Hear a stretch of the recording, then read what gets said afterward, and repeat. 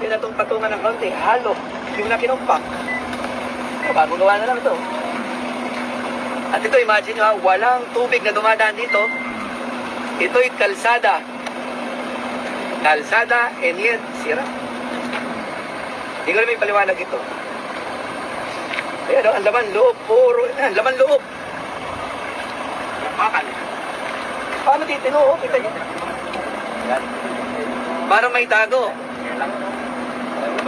Maniniwala ka ba na ang itsurang ito 1 billion per 1 kilometer? Kayo na ho ang mag-judge. 1 billion per 1 kilometer. Sa itsurang ito, ikaw mag-judge. At saka ito, tingnan nyo naman, oh. Mortal yung mortal niya. Wala.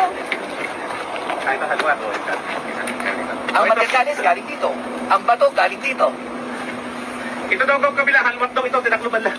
Ano? Halwat daw ito, tinakluban lang. Halwat ito lahat. Yan. Kaya may taklog, kaya may tambak. Halwat ito.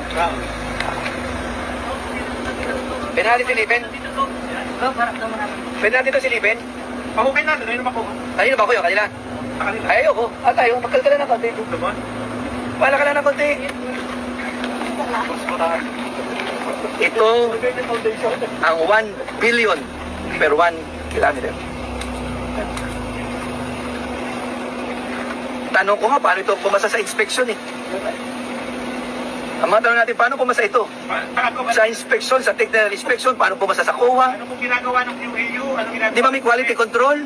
UAU, TP. Di ba? Yung UAU po sila, may TP. Quality control, mayroon, ano ba isa? Quality assurance unit. Anong quality naman ito? Siguro naman tingnan pa ho natin ito. Nakakalungkot. Pwede ba paninda sa Batangas yan? Aray ko. Hanapin sa Batangas yan? At ito ay walang... Ay, bakal. At ito ay walang ilog. Ay, imagine mo kung dito sumasampa ang tubig. Saka kung pumapamansin niyo po yung layer, no? Yung thickness niya, isang layer. Isang layer lang. Considering na yan po yung rubble concrete, dapat yung at least makapal. May certain thickness. Obvious naman eh. Ano pang i-explain mo dito? Quality, sira. Disenyo, sira. Overpriced. Substandard, kita mo, ang batong ginamit, yan din lang naman kinuha.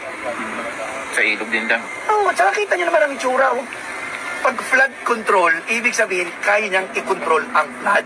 Ito walang flood, pero gumuho. Di lalo na kung may flood. Flood control ito, Mr. President, pero wala akong flood na mapipigilan ng ganitong klaseng gawa. Kita naman, oh. Konting semento na nga lang, tinipid pa eh.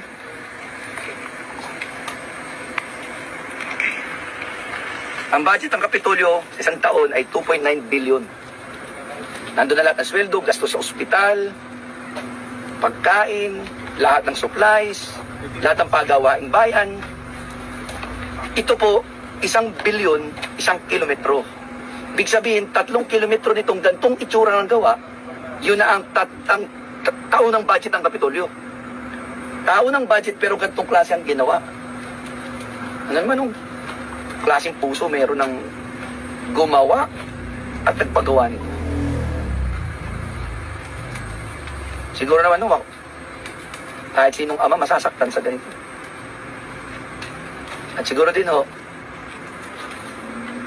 kahit sino hong matinong nasa gobyerno, marirealize nyo may hangganan din naman ho ang mga maling ginagawa.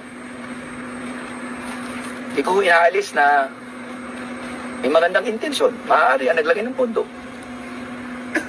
Pero sana naman nung nilagyan ng pondo ito, isang alang-alang nila na yung pondong gugugulin, pinaghirapan ng mga mamamayan.